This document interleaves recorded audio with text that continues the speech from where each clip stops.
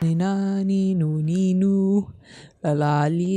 welcome to this week's episode of the Peter Palmer Podcast, where we attempt to read every issue of the Amazing Spider-Man week by week, so you can be a Spider-Man expert as well.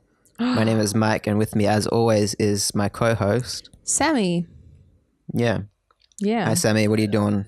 What you been up to this week? Not much, if I'm gonna be quite honest with you. What did you watch? What did you read? Oh yeah, sorry. I don't want to get into your personal problems on the Peter Palmer Podcast. Nah, I know. I don't have any personal problems. I only have political problems. So what did I watch? Good question. The Oscars. I watched the Oscars. Oh my God. You asked me. Why are you trying to answer my question? Because you said, what did I watch? And I said the Oscars. It's like it's a segue into what I'm, it's just like, have you ever You're been asking yourself. Yeah, it's a self-posing question. I was asking to ask. Not just any Oscars, the 50th Oscars? No. 49th? No, it's like the 80-something. Oh, 91st? 91st Hold on. Oscars. Academy Awards. The 90... Yeah, 91st, because it was the 90th last year. Oh, okay. Well, I don't know why I said for a long 49th. time. That was very wrong. The 91st Oscars, I watched Green Book again because Josh wanted to watch it, and it didn't change at all for me. It's just like, In cinemas. Yes. I was like, yep, this is the Green Book. I watched this already. Good job. Driving Miss Daisy. Driving Miss Daisy, reversed. role reversed. And Driving Miss Daisy goes over a timeline of years. So, I can't think of anything else I saw, to be honest. I don't. Are you going to talk about the Oscars or just say, I saw the Oscars? Yeah. No, wait, hold on. Just let me first figure out if I watched anything else. I don't think I did. Anyway, the Oscars. Hey, how about them? Yeah. That all razzle dazzle. I thought it was very predictable. I liked the part when John Mulaney started doing the Spider-Ham voice. That didn't really happen.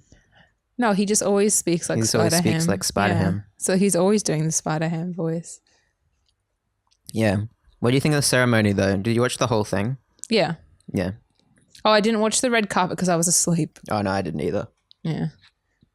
I like the part when Lady Gaga and Bradley Cooper sing "Shallow." That was a good bit because they did it all in one take. It was beautiful. And they backlit yeah. all the audience. I saw when I. And then they got real close, and Bradley Cooper's like, "I'm gonna smooch you, Lady Gaga," and she's like, "No." That look she gave him was so cute. It's like she's like smiled. She's like, "Tee." I was like, "Oh, that's nice." No, yeah, that shot was beautiful. That whole way it was lit, and it was a one shot, and it was yeah, dream sequence stuff right there, guys. What else was a highlight for me? Olivia Colman's speech for winning Best Actress. That was amazing. Can't believe it's so inspiring because like she used to be a cleaner, and look where she is now. It's like fucking awesome, very inspiring. I mean, to bring it back to the podcast, Spider-Verse won Best Animated Picture. Oh yes, that was the highlight of the whole ceremony. Except they cut off. Yeah. I was about to cut you off as you were about to talk about how ironic. You can talk about it. I mean, there's not much else to say. Yeah, he was about to thank Steve and Stan for creating these. Steve awesome... who? Stan who? Steve Lee and Stan Ditko. Ooh. This is an alternate Spider-Verse. Steve Spielberg and Stan Lee Kubrick. Stan Lee Kubrick. Stan Lee Kubrick. Well, what if Stan Lee was Stanley Kubrick? That's why he had to die to cover up the secret. Hugo's going to 7-Eleven. He's offering us stuff. Yes. Not you, the listeners. Can you tell him if you want to get Sammie a chocolate, she wouldn't say no. Or a donut. Okay, I'll say. So, no, if you want to get Sammie a donut, she won't say no. Okay. If you want to get... Keep talking while I'm typing. Anyway, so what I found really upsetting, though, and I am not biased at all in this, at all, just saying, not like I've like held at gunpoint or anything, but Ben Mendo and Eric Bana weren't presenters at the Oscars, even though they really wanted to be. They just wanted to say a message to the Academy. I'm sorry. I'm just under a lot of pressure here. I'm just reading off this like ransom note style script. To the Academy. Are you doing a Fuck you. speech? No. It's Eric Bana and Ben Mendo. Remember, they're holding me at gunpoint because they want to send a message to the Academy because they were really upset they weren't presenters at the Oscars. I zoned out and I didn't realize they walked into the room. Yeah. What's happening? I just told you. Yeah, I know, but why are they?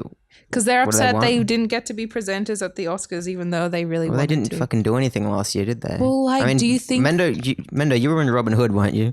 Yeah, exactly. I was in Robin Hood with Taron Egerton, the only Elton John in the world. The only Elton John. Yeah, that was his song, wasn't it? I'm the only Elton John in the world. Look at me go. Oi, guys. I wasn't at the Oscars. Where's my invite? Yeah, exactly. I don't know. We're just here right now because have you seen a huge muscular man run through here recently? Not really. No, not yet. I mean, we did last week, didn't we? We saw Chris Pine. You'd call him kind of muscular, maybe not big. He's muscular but not big. Yeah. Yeah. Wait, more like a Spider-Man body, muscular but not big. Wait, you said Chris Pine? He's actually a centaur. Did you say Chris Pine? Yeah, the centaur. What was he doing here? I forget. Shit. Oh God, what's happening? Let's talk outside.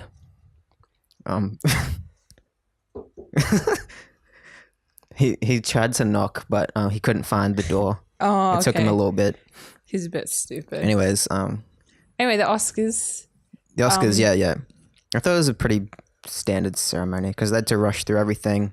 Yeah. It wasn't much shenanigans. And I thought all the winners were very predictable. Yeah. Especially from the start, I was like, Green Book's going to win because it's the safe choice. The safe. Rami's going to win because people like Rami. Because people like gay people. But straight people playing gay people. Yeah, not gay people playing gay people. And they like teeth. Why? Yeah, they like fake teeth. Fake teeth. Lollies are disgusting, by the way. I hate those. I like them. They taste like teeth. Oh, I've never tasted teeth. I mean, you taste them every day. I was actually born without teeth, so please don't be insulting. These are... Oh, that's why you sound like that. Yeah, these are fake. Oh. I'm like that kid from Stranger Things. Gatton, whatever. Oh. Dustin is his name on Stranger Things, but his real name's Gatton or something like that. Gatton? Gatton. Gatton Gatling Gun. Gatling Gun, yep. His name's Gatling Gun. So you didn't watch anything else other than Mr. Green Book? I don't think so. I didn't go to the cinema. You saw Green Book with cinema? Yeah, but like not for anything new. I don't feel like anything is really out. I saw Alita again because nothing else was playing at the time I went to the cinema. Really playing. Alita, the Battle. I mean, stuff's playing, but like at weird times because I was catching up with a friend like late night, and Alita was like the only thing playing, and I was like, I'll see it again. The Battle Angel. Yeah, and it was about the same the second time. I still don't get why they killed that guy twice. Ugo. But the CGI is really pretty, and Jennifer Connelly is really pretty. Anime eyes. Anime eyes taking down anime guys. That's what I call it. Anime eyes taking down anime guys. What else did I see? I saw Gifted finally. Oh, Mark Webb's Gifted. Mark Webb's Gifted. It's pretty much exactly what you'd expect it to be. Like imagine an indie movie. Yep. About a father, or not a father. He's like it's basically like Manchester by the Sea. It's more like Good Will Hunting, but there's a you did say that. really smart kid. But Chris Evans is like, I'm not your real father. I'm looking after you because you're my sister's. Wait, if it's your sister's kid, he's the uncle. Yes. Yeah, so he's the uncle. He's the man from kid. Uncle. Yeah. So he's the uncle of this kid. And he's like, I'm looking after you because you're smart, but I want to raise you like a normal kid and not... like a special kid. Yeah, because everyone's like trying to be like, oh, she needs special treatment. She needs to be taken to all these good schools and be used to her full potential. And Chris Evans like, she just wants to live a normal life like a normal kid. God. I feel like that's like a lot of like overachieving like kids' childhoods are like adulthoods are like ruined, not ruined, but like I don't know, expectation can like kill a lot of ambition and like in adults, and that's from like being having a lot of expectations as a child to be an overachiever, and that shit sucks. So That's why I thought it was a good movie in that regard. I would watch it. But just nothing like exceptional about it. It's just like a nice little film. You know exactly where it's heading. And Chris Evans is really good in it, as always. Mm-hmm. And there's a really good bit where he adopts like all the cats that are about to get euthanized. Oh, stop. Because the kid in the movie has a cat, but when she gets taken into a foster home, they get rid of her cat. Oh, no. And Chris Evans finds out and he's like, oh, I'm getting the cat back. Like storms into the vet and he's like, where's this cat? Have you seen this cat?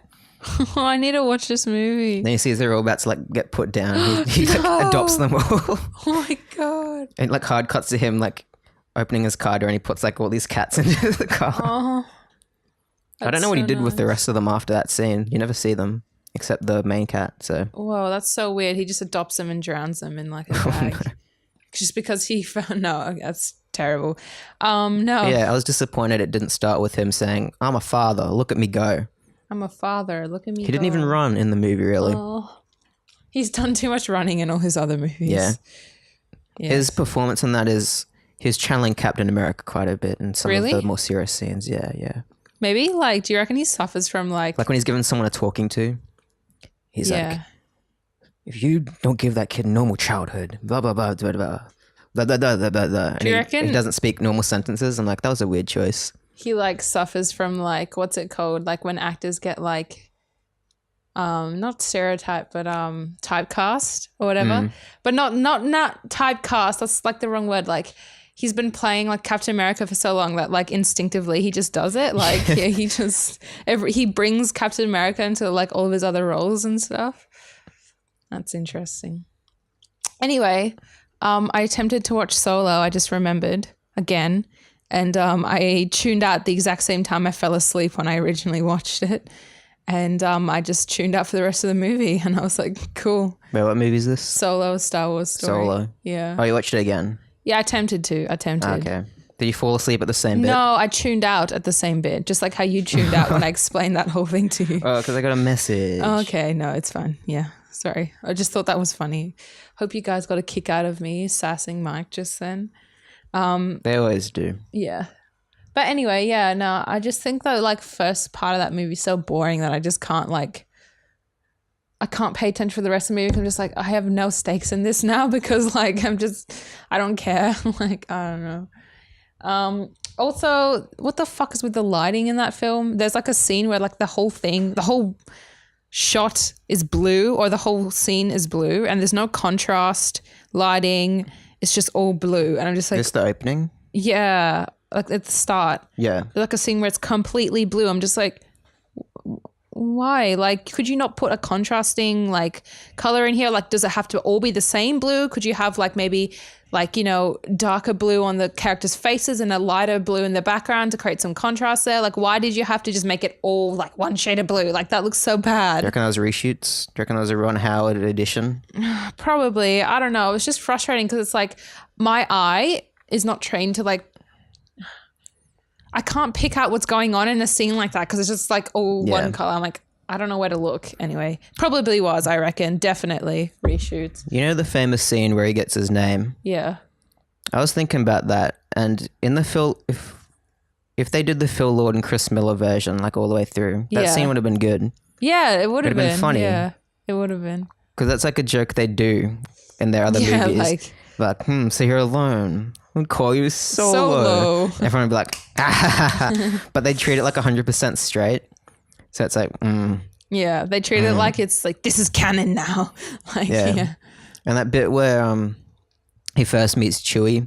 Oh, yes. Speaks Wookiee. He's like, oh. Yeah, it sounds... That's like a Phil Lord, Chris Miller bit. I actually really like that bit. That's one of my favorite bits of the movie that I like have paid attention to, mind you. I actually thought the cinematography in that movie is good, contrary to what people say. But I think it got Yeah. murked in the color grade. Yeah, I They think it's dimmed good. everything. But there's just some like that. But that's the thing; it's not consistent. Yeah, it's the guy that shot Arrival. Yeah. Well, Arrival's beautiful, Yeah.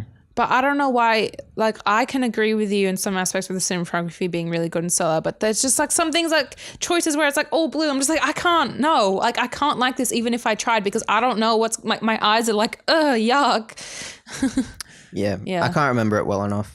Yeah. I haven't seen it since the cinema. Anyway, I would love to see the Phil Lord and Chris Miller version if that ever That will never happen. exists in Disney another have probably multiverse. fucking deleted every trace of it.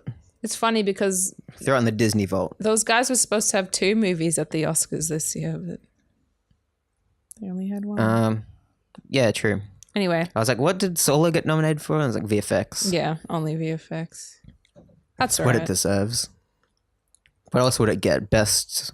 Everyone was really mad about First Man winning VFX. Why? I don't know. I like went on to like I think It's a it was movie you Twitter. watch and you don't even think about the VFX. Literally.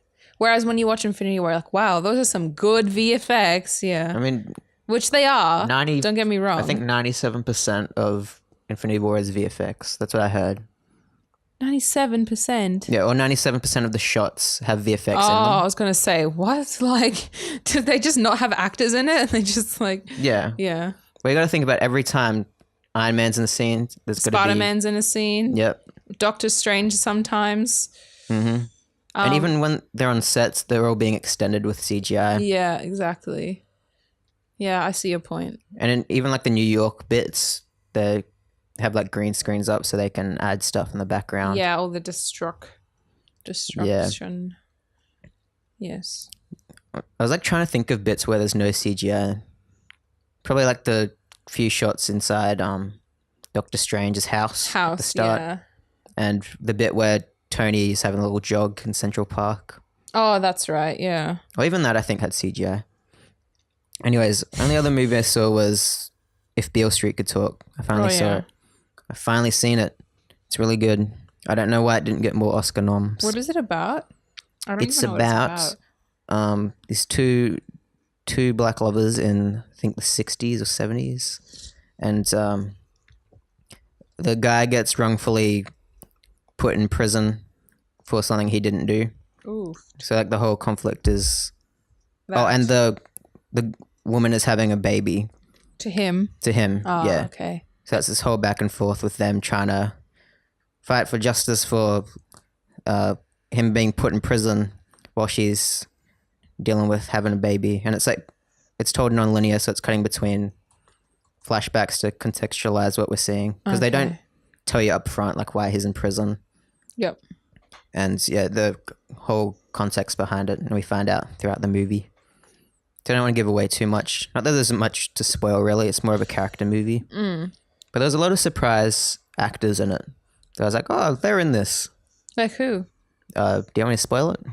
Is it a spoiler? It's not a spoiler, but like there's actors in it. I was like, oh, I didn't know they were in that. Okay. So some people might think it's a spoiler. All right. So spoilers for Beale Street if you, Okay, go. Yeah, just say it. you want me to... Okay. Well, Brian Tyree Henry's in it. I don't think that's a spoiler because he has a pretty significant part. I just didn't remember. Yeah. He's my fave. He pops up a lot now. He's in Spider-Verse. Yeah, ever since Atlanta. He's He's been doing great stuff. What are you doing? Robot voice. And Dave Franco popped up for a scene. I was like, this is really... Bruh? That's a weird actor for this movie. Yeah, what? Okay. Yeah. Interesting. And I guess the other one is Ed Skrein plays like the scummy cop. Oh, He was nice. The scummy dude in Alita. Robot face. He's like, Yeah, Alita he's- Battle Angel. He's gonna the stab you in the bounty face. hunter. What are they called? Hunter. Yeah, Hunter Warriors. Hunter warriors. Yeah. It's so anime. Yeah. Alita Battle Angel. What are you doing in this part of town? You think you're like the rest of us, are you? Oh, you cut me face off. Oh, no. Yep, pretty much. Yeah. I'm pretty sure in the manga they're called hunter killers. They just probably didn't want to put Pretty that in sure the movie. there's something already called Hunter Killer, so maybe that's why they changed it. Hunter killer. There's like a movie called Hunter Killer. Something like that. I remember seeing a poster There's for Hunter x Hunter. Oh, Hunter Killer, a 2018 film. Yeah, because I remember I saw a poster for it and I started laughing. It's called Hunter Killer. Is it Gerard Butler? Yeah. And Linda Cardellini, Gary Oldman. Oh, jeez. Oh my god. It has a 37% Rotten Tomatoes. That's pretty good. A 6.6 on IMDb. IMDb reviews are so unreliable. Yeah, but you guys should see If Beale Street Could Talk. It's a very beautiful movie. And the cinematography is so good. Yay. And the costumes and everyone in the movie is real pretty as well. It's just a nice film to look at. It's a slow movie though, but you know, you get wrapped up with the characters. Because a lot of scenes unfold in real time. So if you're not into that, then maybe, you know, don't go to see it. Well, maybe just see it and see how you feel about it. Yeah, maybe when you can see it for free. Yeah. But also support the movie. I was about to say, like, that you're I don't know. Yeah, you just, what's it called? Sorry, Barry Jenkins. Barry Benkins. Barry B. Benkins. Barry B. Jenkins. Barry B. Jenkins. Do you like Beale Street? Have you seen Moonlight yet? No. You should see Moonlight first. And then Beale Street. Okay. I mean, they're not connected in any way. Yeah, but I mean, it's still like as a... Wait, would you call him an auteur now that you've seen two of his films? Yeah. They're very different films. Okay. But you can see his kind of stylistic choices and the way he tells Josh were human talking stories. About how like Yorgos Lago, I forget. Lanthimos. Yeah, like he's such an auteur. Like now that I've like seen a few of his films, I'm just like... Have you seen... I wish the favorite got Best Picture. Yeah, have you seen Dogtooth? That was one of his early ones. No. That was the first one I saw of his, I remember. Back in high school when I was watching all these weird movies. Yeah. I love him.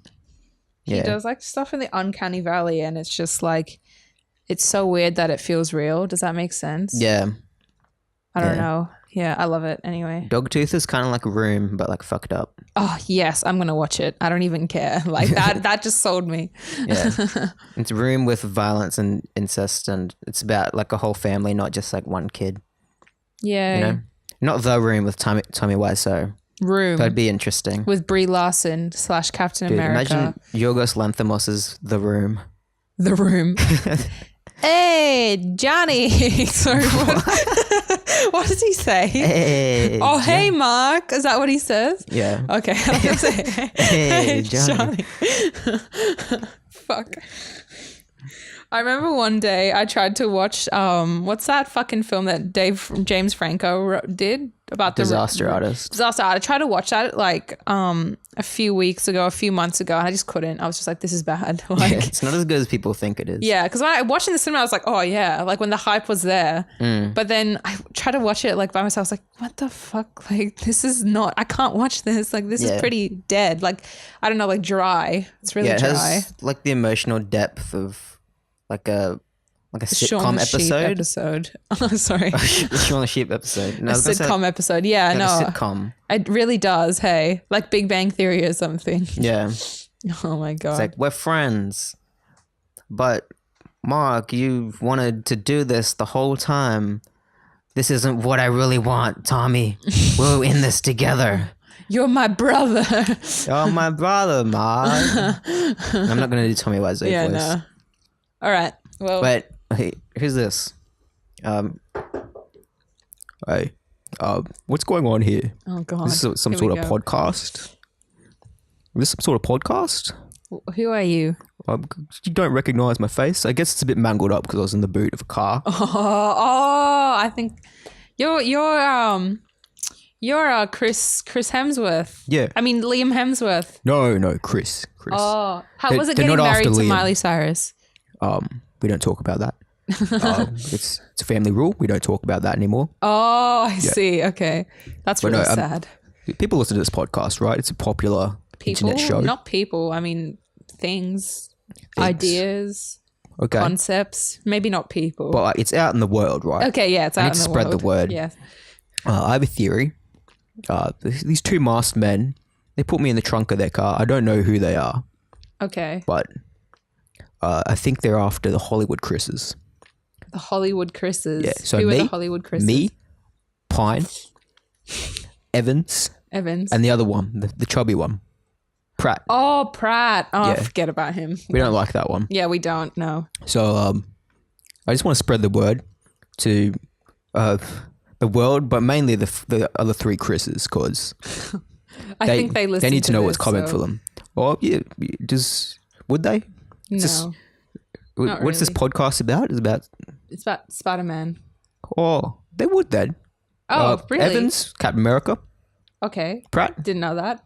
Pratt is Star-Lord? that faggot. Oh yeah, I didn't know that either. Chris Pine. He is Spider-Man. He is Spider-Man. Yeah. So Is he Black Spider-Man? what? Black. You know that song by Logic, Black Spider-Man? Oh, I don't listen to Logic. Do you think? Oh, are you biracial? Your kids are biracial, right? What are you talking about? Your kids are biracial. My kids? Yeah. No, they're not. Your wife's Spanish. Mamma mia! I better leave. Okay, by Chris Hemsworth. He kind of just shoved me out of the way of the mic, so I couldn't really talk that Oh, whole okay. time. That's all right. Yeah, You're just mouthing in the background. Like. He was intimidated. He's a tall guy. He's a pretty big guy, yeah. Yeah. So now we know what, I guess, Mendo Bana's up to. All right. We should have told him who they were, so he could have. No, it's okay. He'll figure it out. He left without knocking, though. That's a bit rude. I know, it is a little bit rude, hey? Anyways, I'll give Mendo and Banner a talking to when they come Yeah. back in here. See what they're up to. Yeah. Okay, so shall we get into Okay, we'll the talk comics about of the hour? comics, yeah. Do I have Finally. no, you have the first one. Okay. So go for gold. No, I'll go for silver just because gold is too much. That's not the right attitude. Well, when you are gifted, like in the movie Gifted, then going for gold is very stressful. And when people expect it of you, it can be very crippling. True. So I'm Do you gonna know go there for was an silver. X-Men show called Gifted that came out like the same time as that movie, and it was really Yeah, that confusing. rings a bell. Anyway, No one watched it. Yeah, I doubt it. Hold on, just let me yawn and then I'll get into it. You're doing a lot of yawning in this podcast. Shut up. Let me. It's explaining to the listeners. Okay, that's good for you. You can explain things. Okay. Sorry. If you guys don't know, Sammie was yawning. Okay. One in the hand, yawning. All right, so we are up to the Amazing Spider-Man number 44, Where Crawls the Lizard? It starts off with May and Pete at the train station because May is going on a vacation. Vacation, all I so- ever wanted. Yes, exactly. Pete is holding May's bags and they're heading to the platform. And meanwhile, Where's she going? I don't know. Never says. She's just going on vacation. As prescribed by her doctor, by the way. That's a thing. She's just like Bruce Willis in Die Hard 5. She's going. You know? No, she's gonna become unbreakable. The train's gonna derail, and then she's Oh, gonna be the no. only survivor. All right.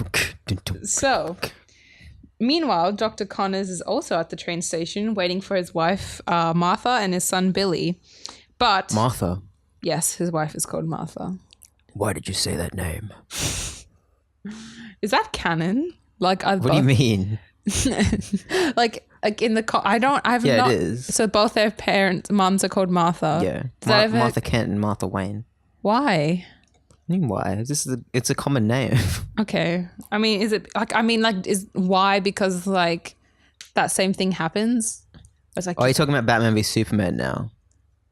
no, I'm just talking about like Batman and Superman in general. Like, is there a reason why their mums have the same name? No, it would just been a coincidence. Okay, whatever.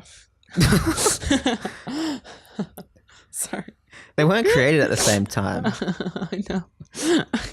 I'm sorry. What was I up to? Okay.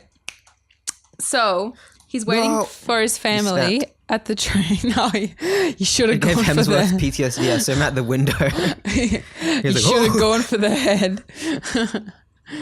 Lol. Lol.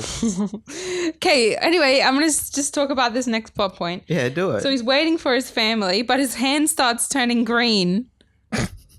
And he's like, holy shit, I'm turning back into the lizard. But You're then making me angry. he stresses it the fuck out. But then it just seconds later, it just kind of subsides and it's back to normal. He's like I suspect it was that potion that Spider-Man made me make to help Rhino, and me touching those ingredients made this trigger again. Oh, that's right, because he helped out defeat the Rhino last issue. It's all connected. Yeah. It's all connected. Like a interconnected web. You know that scene from that movie where they have a wall of faces and they're all connected by red pieces of string? Which movie? Like, it's a trope. Yeah, it's just a lot of movies. Yeah, I can't actually think of one just then. I don't know if you could tell, but while I was explaining that, I was trying to think of a movie. Well, my favorite's in 21 Jump Street. They're like, oh, this guy doesn't actually look like that. That's just a question mark because we don't know who he is yet. And Ice Cube's like, who the fuck made this? You guys autistic? And Johnny Hill's like, yeah, we're very artistic. And then Rhino was like, no. That's my favorite joke in that movie. Yeah. Like, you guys fucking autistic? And Jonah Hill's like, it is very artistic, sir. You see, we put a lot of effort into making these lines. I really want to watch 21 Jump Street again. It's one of my faves. Yeah, I love that movie. I also like the Hangover movies, unpopular opinion. I haven't seen them. What? No. It's been on my Netflix list for like I love ages. the Hangover movies, all three of them. It's an unpopular opinion, but I don't care, okay? I hear the third one's very different because they just yanked a script from another movie and changed the title.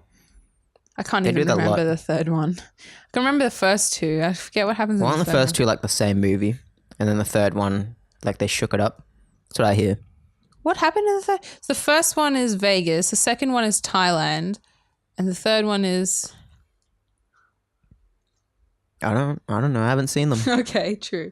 Let's continue. So, after suspecting the potion to be the culprit for his like regression back into the lizard, we cut back to May, kind of helicoptering Pete as they head their way to the platform, saying, you be okay, and eat your dinner and blah blah blah, and make sure you study and all this stuff.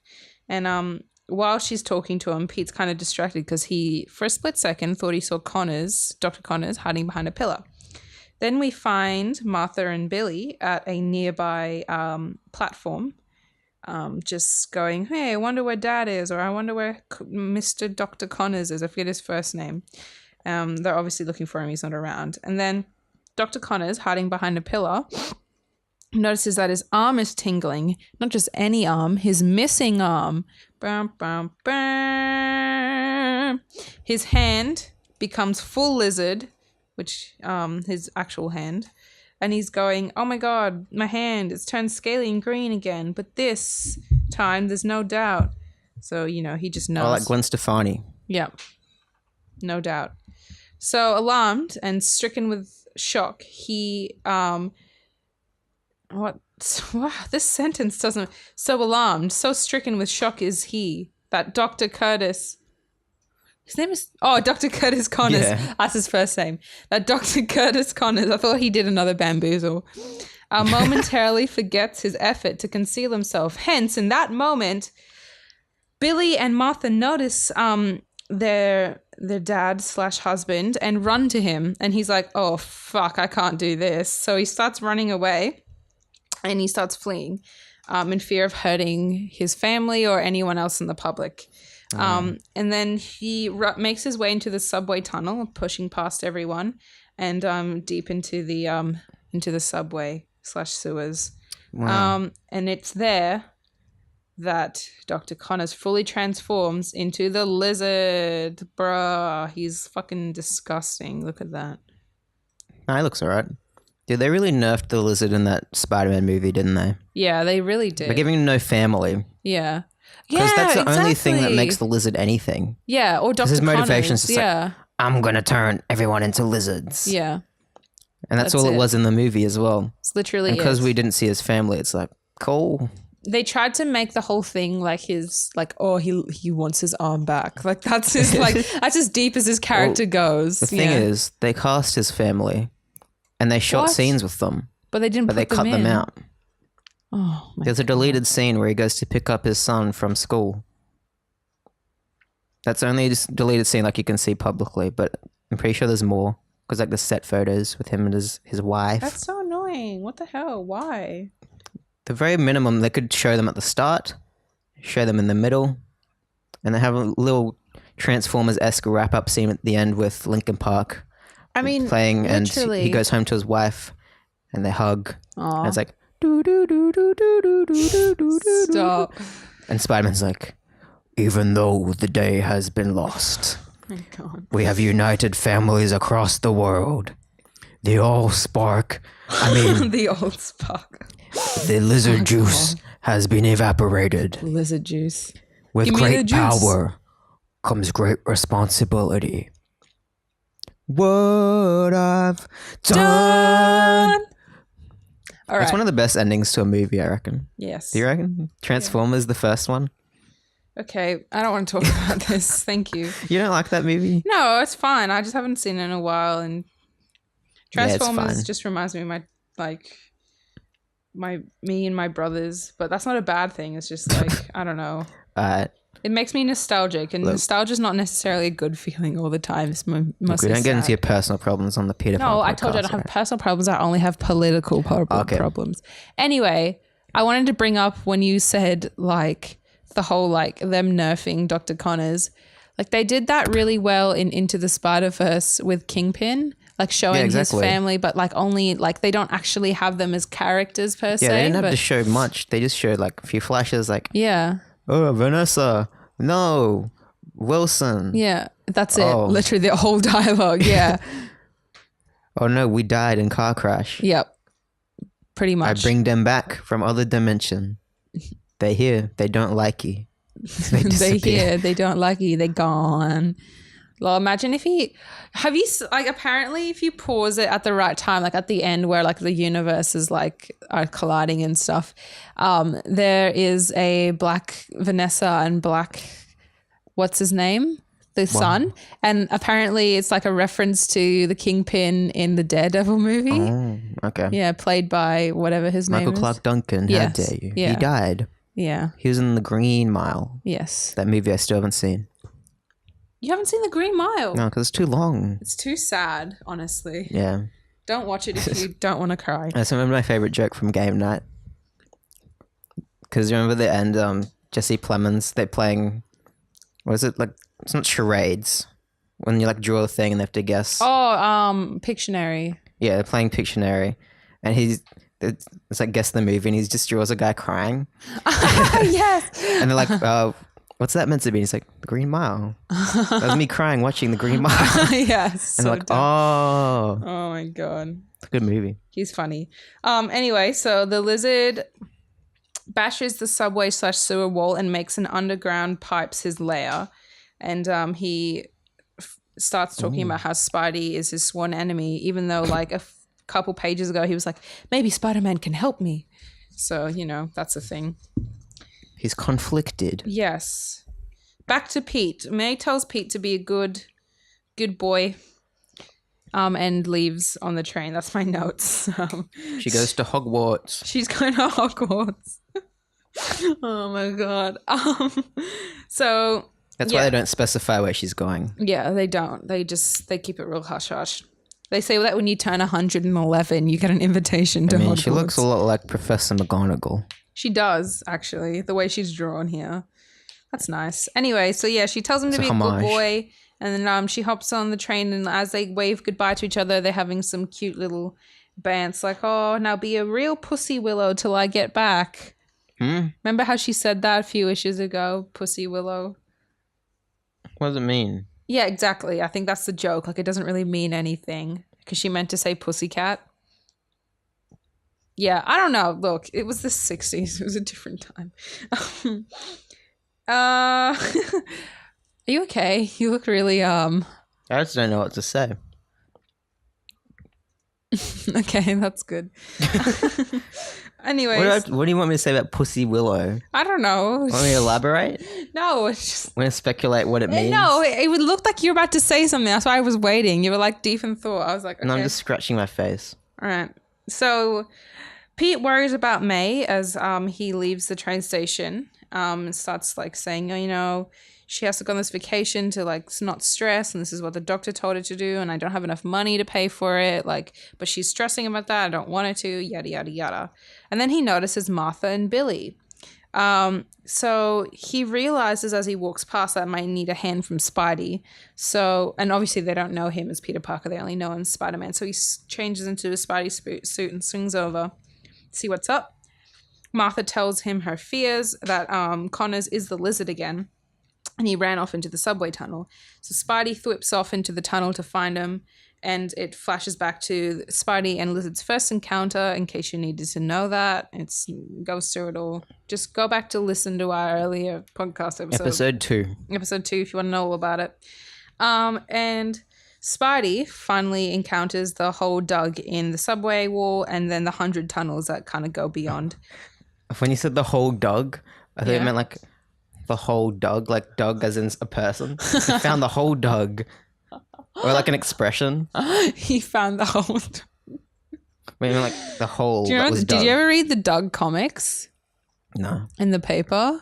No. I read the Spider-Man comics that were in the paper.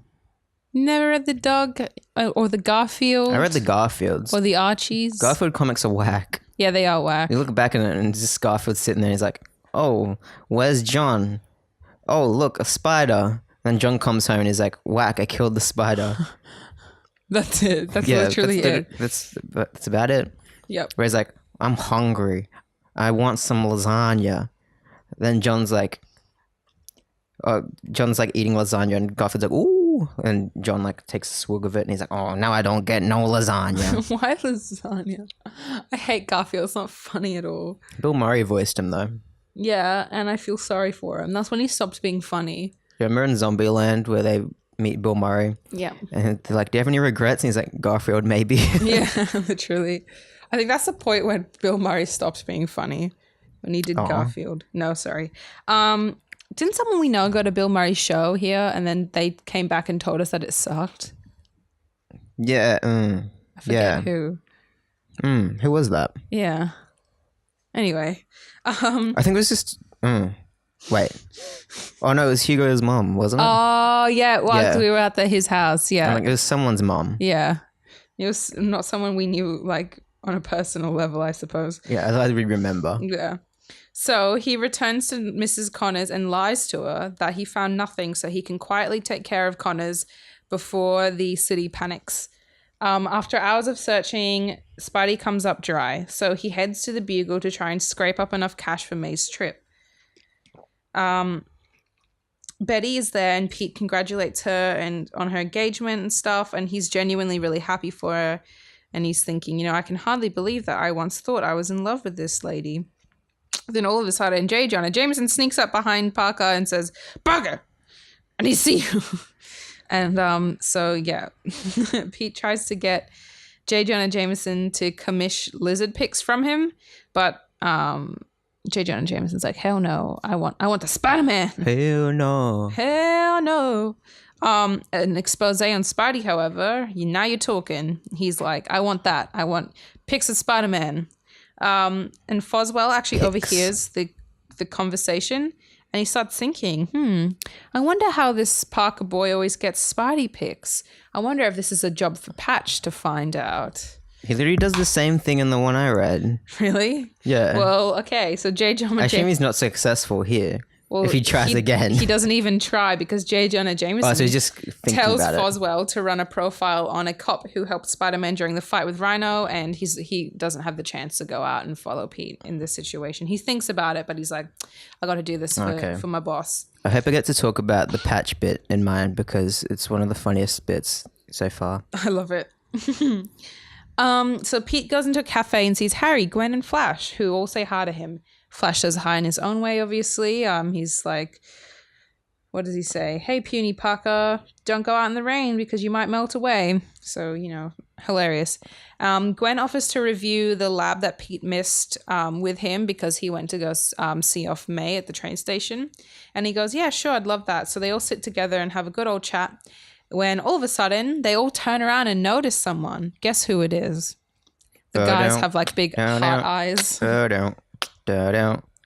It's MJ. The girl next door, Mary Jane Watson. The girl next door, Mary Jane Watson. Yay. It's Mary Jane Watson, and of course, all the boys are obsessed with her. And they're wondering how the hell did Pete get a piece of that ass? Are people that way when Kirsten Dunst walks into the room? No. After introductions. No, sorry. Sorry. Sorry, Kirsten Dunst. Ouch. No, I'm sure they are. Like at one point of her life. Maybe not anymore. But She looks like the same now. does she? Yeah. I don't know. I haven't seen her You ever lately. seen The Beguiled? No. You seen Melancholia? No. She was in those movies. Was she in anything I've seen? I don't know. Okay. You'd know. Well, okay. So after She's in a lot of artsy movies now. introductions- That's cool. I like that. She's like, fuck She Spider-Man. Daniel Radcliffe. That's called Daniel Radcliffing. Dude, Horns is one of the greats. Are you see being Horns? serious? I liked that movie a I lot. think okay, because when people say that, I assume they're joking because What? because one time in film school, I said someone was like, "Oh, have you seen Horns?" Like, yeah, I really like that film. They were like, I was joking. I hate that film's stupid. And I was like, I got really scarred by that experience because I was like, now I feel really dumb for Who like was that? Use a code name. a code name. Or just say it and I'll bleep it out. Oh no, it's fine. I'll tell you after. It's Okay. okay. Because I don't want you to air. accidentally not bleep it out. And then like They won't listen, whoever it is. it's okay.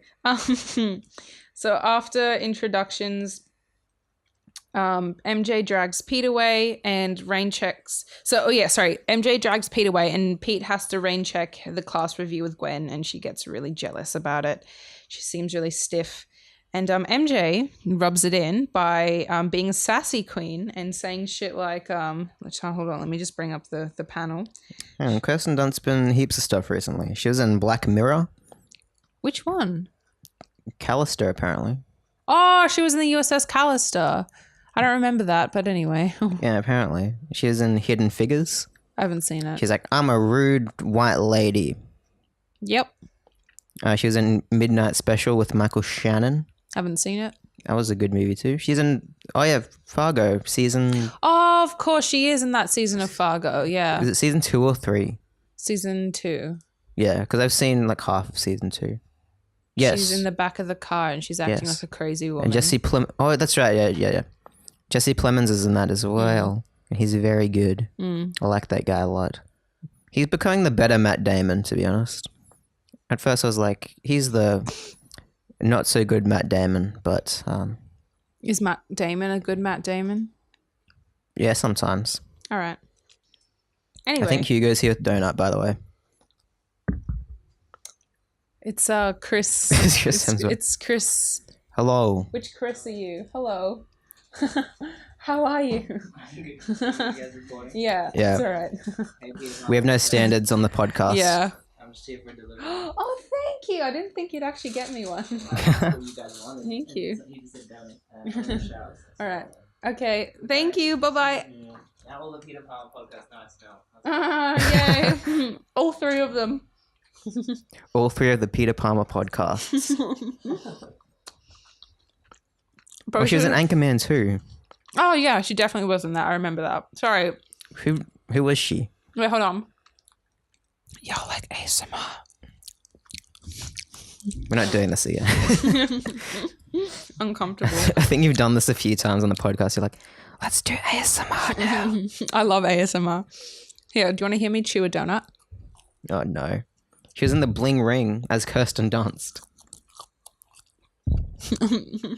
Everyone's disgusted now. Anyway, she was herself. Oh, she was in Spider-Man 3. No way. What? Really? Yeah. When? As Gwen Stacy. Wow, I thought that was Ron Howard's daughter. No, she did a dual role. You know, like Eddie Murphy. Like Black Swan. You played the Black Swan and the White Swan in Swan Lake. Yeah, like Eddie Murphy did. Is Eddie Murphy dead? I hope not. I haven't heard from him in a while. Imagine him in The Black Swan. He plays the White Swan. No, both. Black Swan, then he does Whiteface for the White Swan. Hey guys, thank you. I'm the Black Swan. I don't know dialogue from that movie. I'm Natalie Portman. I do stuff. Have a lesbian dream. I have a lesbian dream about Mila Kunis.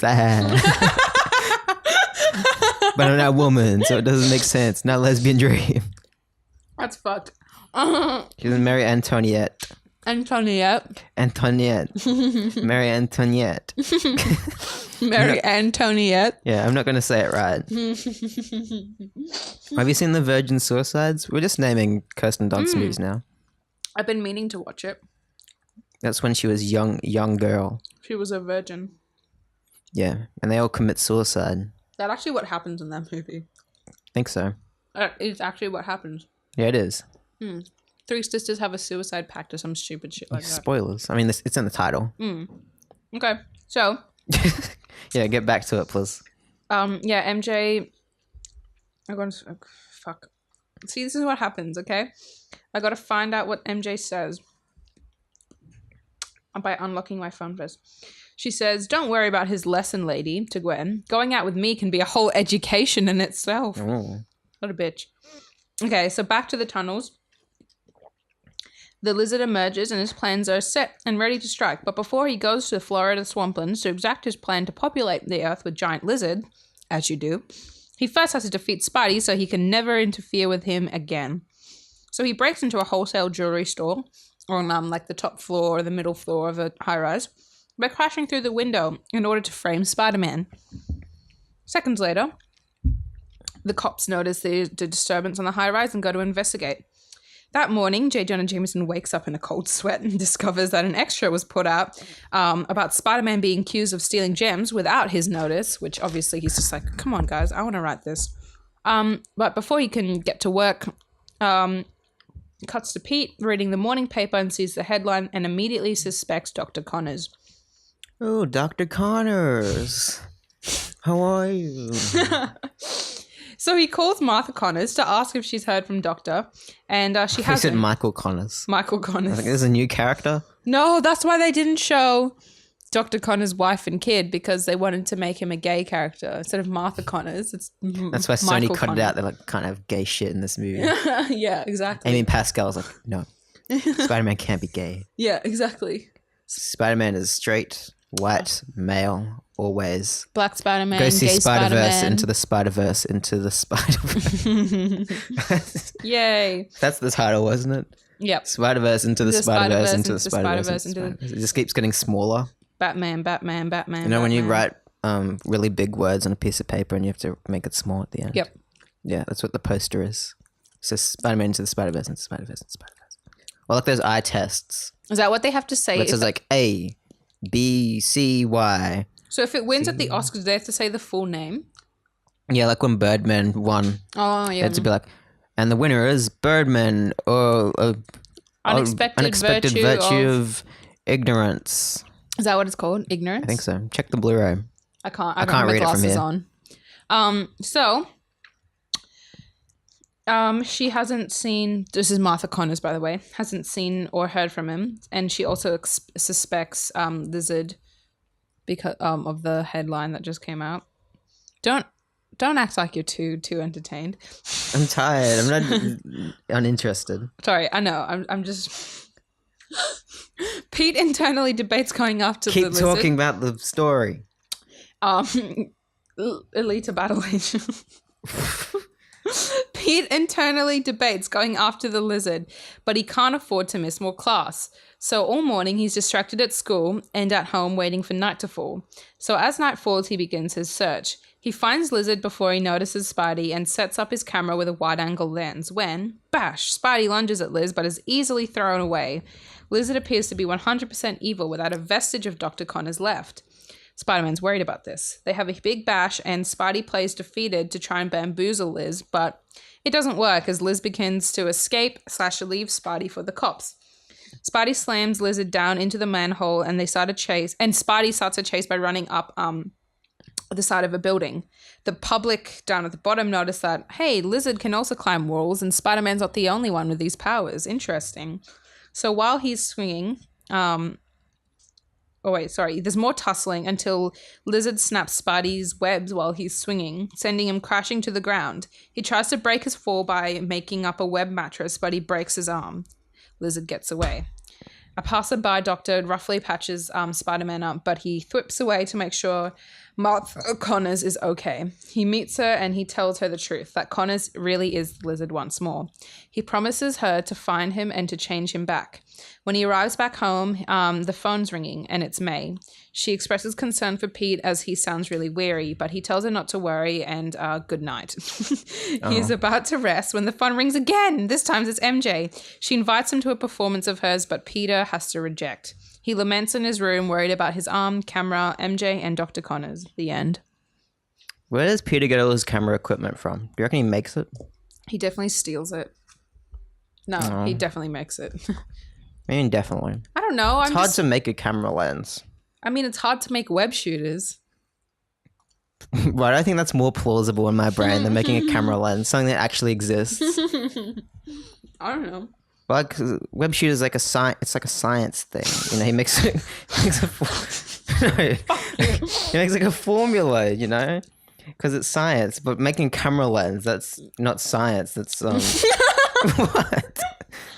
What are you talking about? What are you talking about? That wouldn't be like a science thing. That's like how far away would it be from like making a watch? He doesn't make watches. He makes spider webs. Okay. What's that movie where he makes watches? The Cobbler. No. That's shoes, dude. Yeah, no. Apparently The Cobbler is a really bad movie. Who's it got in it? Adam Sandler. What is this movie? The Cobbler. He makes shoes, or he fixes people's shoes. The green cobbler. And whenever he puts on the people's shoes, he becomes them. It's such an Adam Sandler movie premise. I hate how that exists. And there's one bit where he puts on the shoes of this dude and he sneaks home to that dude's house and pervs on his wife. Ew! But it's the other dude's wife. What the fuck? And he almost rapes her, apparently. When was this made? Like a few years ago. Jesus Christ. Okay. No. But it's probably like, ooh, he's being goofy. He's looking at some dude's wife in the shower. Because he's Adam Sandler. Yay. Have you seen Punch Drunk Love? Yeah. That's one of my favorite movies ever made. Because it's got all the Adam Sandler tropes in it, but it's done in a beautiful movie way. I love Punch Drunk Love.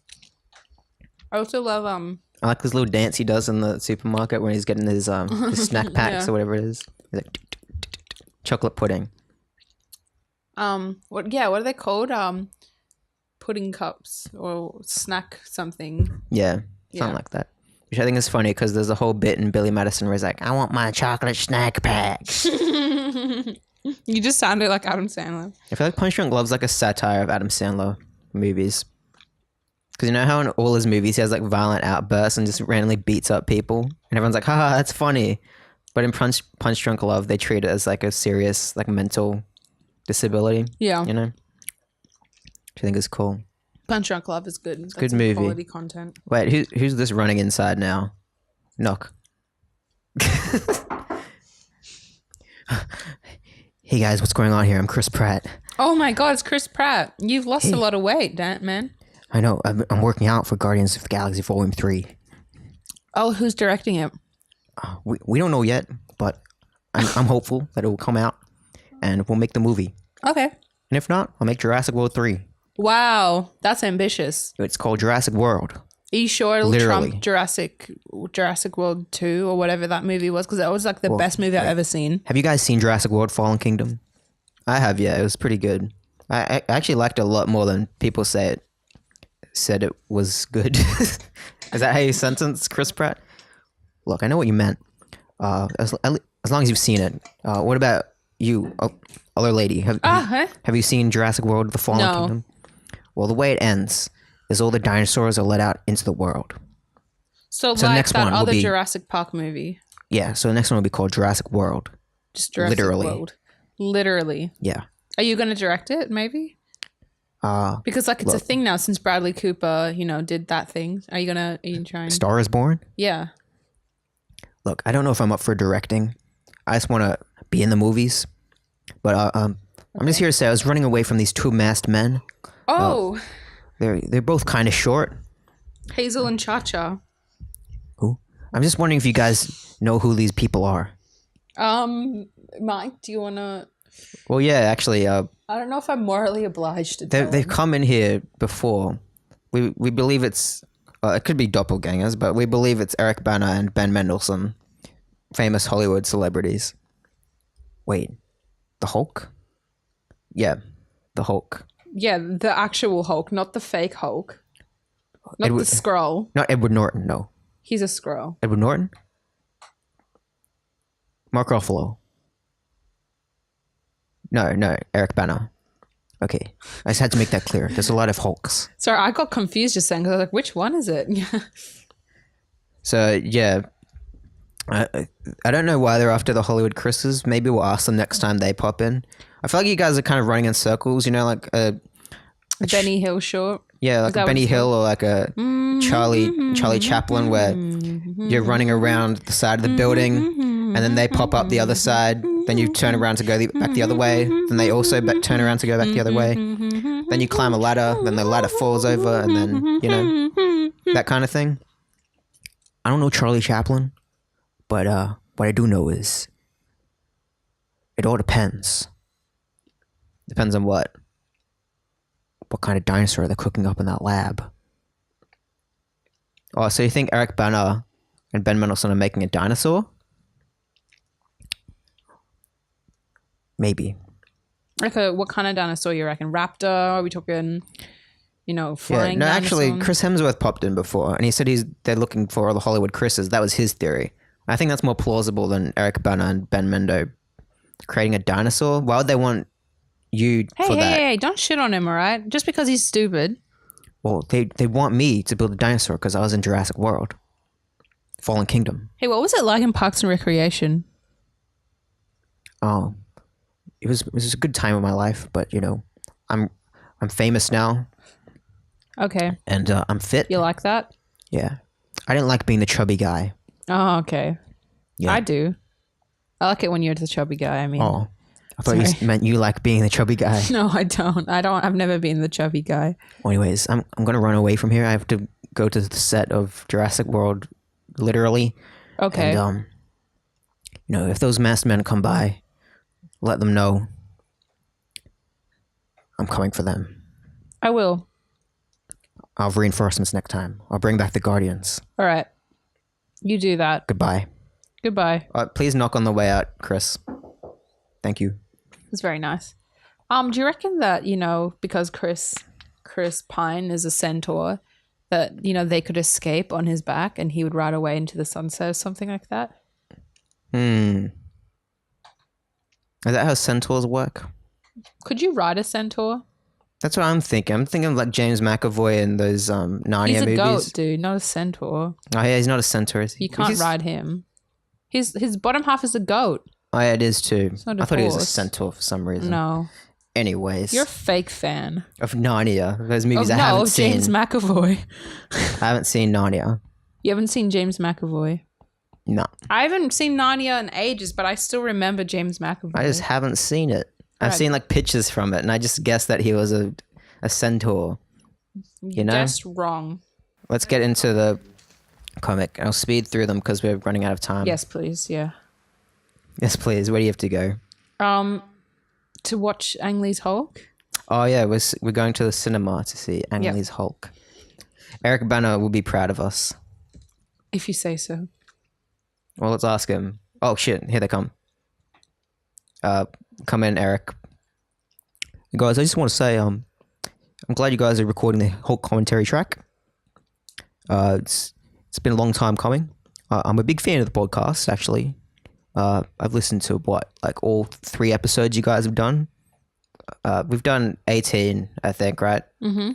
Yeah, so more than 3. A-Team. Wait, this is the Spider-Man reviews every week podcast, right? That's what it's called? Mm-hmm. No, it's called the Peter Palmer podcast. What do you mean Peter Palmer? Spider-Man's called Peter Parker. No. No. If you listened You're a to the fake fan. if you listen to the episode, you actually know Eric.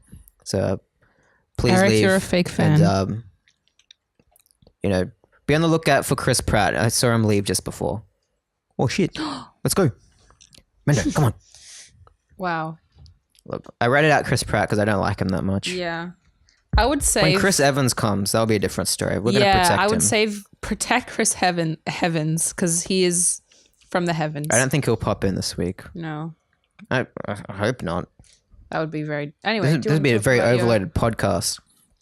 Issue 45, Spidey smashes out. So I haven't opened the comic, so I'll just read these notes for a sec. So it starts out, Spidey stores his broken arm from his encounter with the lizard. And he's like, oh, phooey, what am I going to do with this broken arm? And he sneaks up on some crooks. And he's like, all right, this might be tricky because I've got a broken arm. But I'll see how I handle myself. And actually goes better than expected. Because he's like, oh, I guess punching dudes is easier than punching a big lizard man. Obviously. And we see he has actually tied rope around the city now because his arm is fucked. Mm-hmm. So he's like, oh, I guess I know how Daredevil feels now. Oh, phooey. Oh, phooey. And then we see Dr. Connor's family is awoken by noise in the night. And it's the lizard sneaking in to steal his science formula. Yeah, he's not after his wife and kids. He's just looking for a formula. So they're just kind of in a fright because they hear noises. And we found out he doesn't remember that he's Connor's anymore. So that's really fucked and sad. He's fully lizard because he's like, it's really funny actually. He gets really mad and wrecks the lab because he's too dumb to read the notes. He's like, I don't know how to read these stupid formulas. It's like Memento, except the guy doesn't read the notes. Yeah. And he's like, the whole purpose of it. Well, he says, I'm going to go find Dr. Connors so he can read the notes for me. But he's Dr. Connors. So here we go. That's so funny. So he sneaks away to find Connors. His wife and son are scared, and the wife tries to comfort the kiddo, her kid, Billy, and they both feel helpless, and they want Spider-Man's help. Oh no! So back at the Bugle, Triple J is yelling at everyone. Triple J. He's yelling at Foswell, yelling at Ned and Betty. He's like, "You're all useless. You're all taking advantage of me because I'm the nicest guy around town. You guys are just taking advantage of."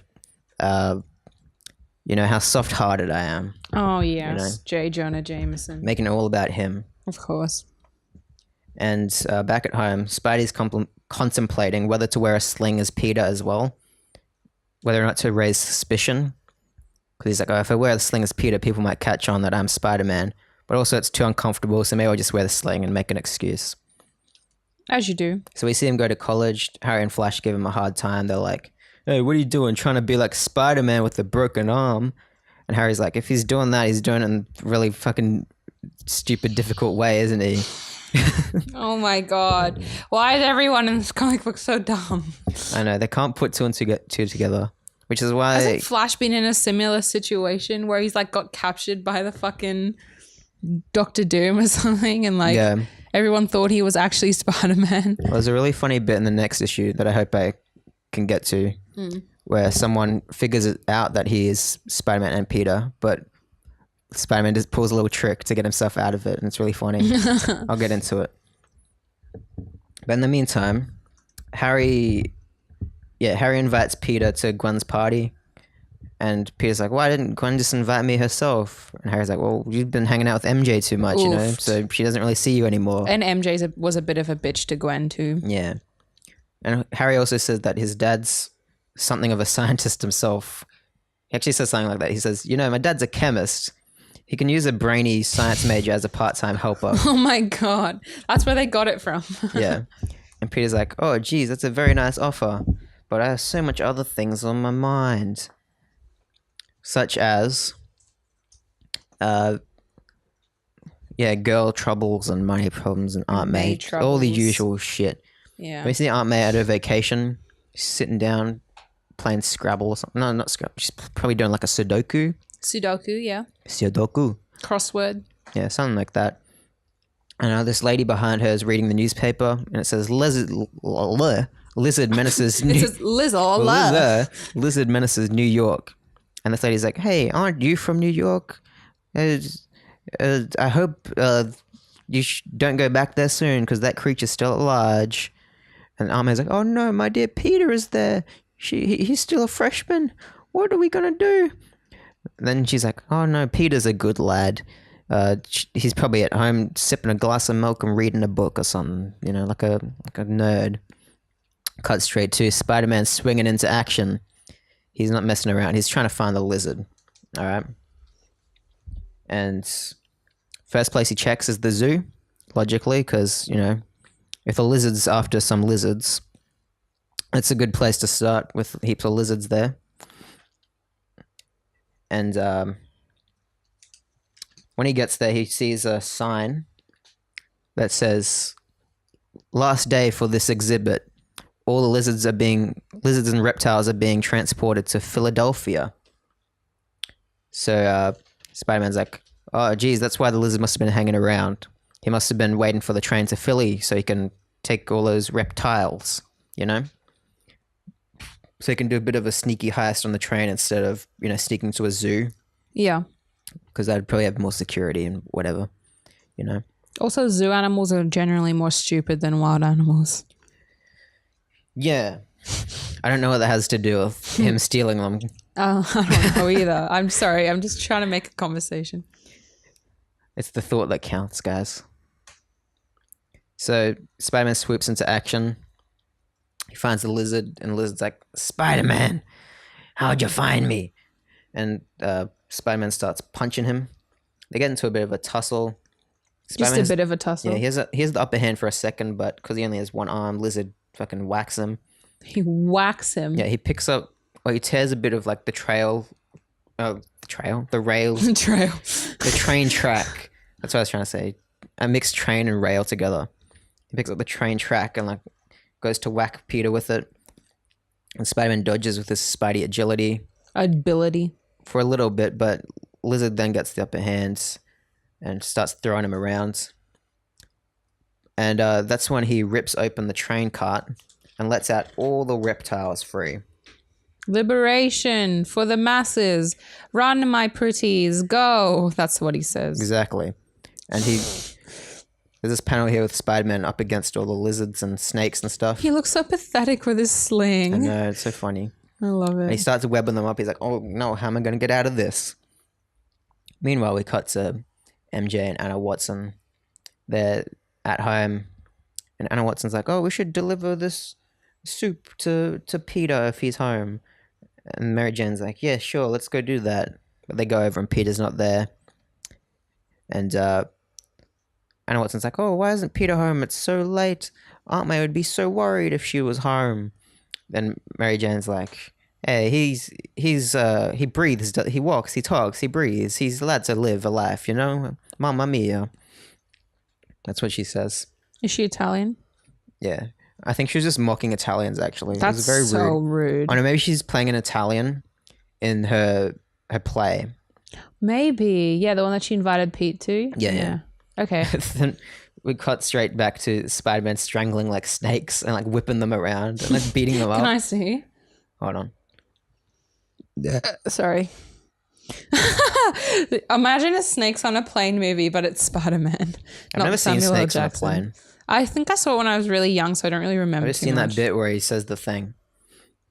And Spider-Man picks up a crocodile and uses it like a whip, like whips around to knock all of the other. That's what Steve Irwin did, you know. Rest in peace. Yeah, rest in peace, Steve. He got killed by a stingray. How weird is that? Mm. That's irony. That is irony. Lizard jumps onto the train. Life imitates art. Spider-Man starts punching him, and he leads Lizard into one of the train carts that it has the refrigerator. Well, it's like the refrigerator cart where they keep all like the cold stuff. The dead bodies. Yeah. The cadavers. We didn't talk about that. No. But once they're in there, Lizard starts getting weaker because lizards do better in warm environments, apparently. Well, they're cold-blooded, so they're able to like do more if they're in the warmth. Because if they get cold, they just instantly hibernate. Yeah, so that's pretty much what happens here. He gets real weak and like collapses. Spider-Man wraps him up in a little web cocoon. He's like, well, that would make him warm again. Well, he's like, I have to do it just enough so that he's warm enough to stay alive, but not too cold. Lol, that's so funny. So Spidey sneaks him back to Dr. Connor's house, and he whips up a little formula, and he's like, I gotta do this quick before he gets too warm. And the wife and kid are outside, and they're like, Curtis, is that you? Are you finally home? The son calls his dad Curtis. Wow. Let us in. Oh no, this is the wife. Okay. And Spider-Man's like, smack that kid. it's me, Mrs. Connors, Spider-Man. I'm whipping up a thing. Don't come in yet because you might be in danger. And there's a little moment of tension where it's like, oh, the lizard's back. But then they open the door and it's Dr. Connors. Oh, and it's that same panel that from the first issue where Spider-Man looks really It's actually very reminiscent of it. stupid. But he's in kind of the foreground. Yeah. That's so nice. I love that. So it's like, Dr. Connors reunited with his family. It's a really nice They panel. do a really weird thing here. Okay. They have the speech bubbles of Spider-Man swinging away and like the Connors family in the foreground. There's no dialogue in the bubbles. What? And at the top, Stanley says, another mighty Marvel first, knowing how titanically talented our riotous readers are, we're leaving this panel for you to write your own dialogue. If you can get someone to play Hearts and Flowers softly in the background, it won't do a bit of harm either. So there's just a panel there where we don't know what they say. Well, that's ultimate laziness right there. So I think we should come up with what they say. What do you think Spider-Man says? Spider-Man says, I wish I had a wife and kids to come home to at night. He's saying that to them. Yeah. And then they say back, you don't, because I got home after I turned back into Dr. Connors and this lady didn't even make me dinner or cook the dishes. And Billy left his room messy, so I had to bash them up. And what does Billy say? And Billy says, Daddy, no. Okay, I think that's pretty good. Thank you. I'm glad Stanley left that up to us. Yeah. That's canon now, by the way. Peter sneaks home in his civilian clothes and he walks past Harry and MJ and they're like, Peter, you want to ride home? How's it going? And he's like, nah, it's all right. I'll just keep walking. I'm almost there. But then he gets all wrapped up in his own head. He's like, I'm a prize chump for worrying about stuff when I have to break a date with Mary Jane. She couldn't care less about me. That chick's as pretty as a pumpkin seed, but she's just as shallow. Pumpkin seed. I've never realized how icky it can be listening to a girl who's on all the time. What? Or maybe it's my fault. Maybe I'm just trying to blame my blue funk on her. What? I don't know all this lingo. Lingo. He goes on and on about nothing. And he gets home to Anna Watkins. She's like, hey, brought you your soup, Peter. And he turns around. She's like, oh, what happened to your arm? It's broken. And he's like, oh, no, it's all right. It's just a sprain. I fell off my motorbike. It'll be fine. It's all good. But once he gets inside, he yeets his Spider-Man costume at the wall. And he gets real mad because he's like, every problem I have is because of Spider-Man. I wish I didn't have to do all this stuff. I wish I could just be a normal kid. Then he sits down and he's like, maybe it's gone too far. Maybe I've reached the point where Spider-Man will always be a part of me and I won't be able to escape it. You know? Then we cut back to the Curtis Connors family. And they're sitting at home like, oh, that's Spider-Man. There's a real good lad, isn't he? I wish we could do something to repay the favor to him one day. Then Connors is like, oh, don't worry about him. A guy like that has probably got it all. He's probably got it all sorted. Nice little juxtaposition there. Just a little of bit. Peter being like, I'm a sook. My life sucks. And Curtis is like, that guy's got it. He's got it all. All He's made, yeah. living the good life. Living La Vida Loca, am I right, guys? And it says, next, Peter Parker's pad. And when I read that first, I thought it said Peter Parker's dad. And I was like, oh my God. We're going to get to Peter Richard Parker's story. Did that ever come up? Eventually, I think. But what do you think of that? The two-parter? Yeah, the two-parter as a whole, now that we've heard the whole story. Yeah, it's all right. It's all right. What do you think of the Lizard as a villain? I think he's cool because he's like, like a two-sided villain, so he's not like... Yeah, he's kind of like the Hulk. Yeah, right? Like the villain version of Hulk. Yeah. I like that he's at least somewhat empathetic, unlike the other ones. Where it's like, I'm a dumb guy, put in dumb suit and rob banks. I mean, Lizard's motivation is he wants to turn everyone into lizards so he can take over the world and destroy mankind. That's my goal. Well, that was his Isn't that original. Mark Zuckerberg's goal? Yeah. Well, that was his original plan, but because he was too dumb to read the formulas, he's like, I'll just take over and like control all the lizards to take over mankind, you know? I think I missed that when I was reading it. That's what he does. What was that? That was him turning everyone into a lizard. Explain for the listeners. I just wave my arms around like this. Like this. Yeah. All right. I'm just looking around to see if there's any Mendos or banners. Mo running Bamba. loose. I think we're good for now. What's that? That was me snoring. Sammie's sick of this podcast. No, I'm not. I'm gonna have to pull out this sawed-off shotgun. Oh no! Didn't what's his face steal it? Ben Mendo steal it? Oh shit, that's right, didn't he? Yeah. Should we talk about what happened after that podcast when he yanked me off the screen, off the mic, actually? Yeah. Yeah. Off the screen. Yeah. He didn't actually physically harm me. He just gave me a bit of a talking to.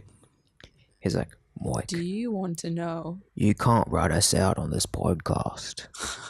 And I was like, I'm not trying to. You guys are kind of just doing it yourself by coming in here and, you know, making a scene, making a mess, you know?